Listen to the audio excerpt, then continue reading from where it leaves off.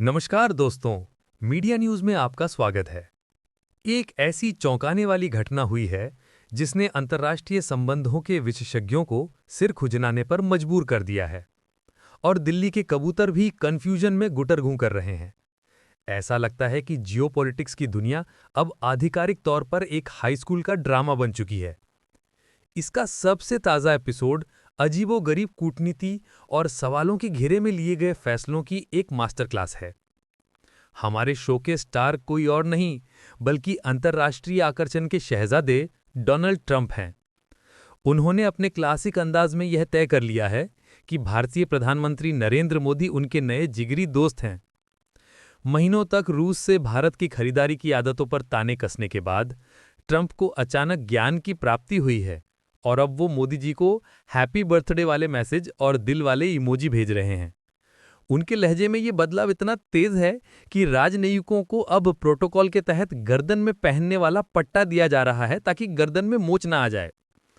मोदी जी ने भी अपने अंदाज में एक मास्टर स्ट्रोक चलते हुए नॉन चैलेंट तरीके से मेरे दोस्त कहकर जवाब दिया है, जिसका कूटनीतिक भाषा में मतलब होता है किसी को एक हफ्ते तक सीन पर छोड़ने के बाद के लिखकर जवाब देना।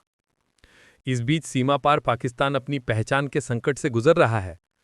पहले तो पाकिस्तान ये दावा कर रहा था कि भारत पाकिस्तान संघर्ष में शानदार मध्यस्थता के लिए ट्रंप को नोबेल शांति पुरस्कार मिलना चाहिए, लेकिन अब उन्होंने पूरा यू टर्न ले लिया है।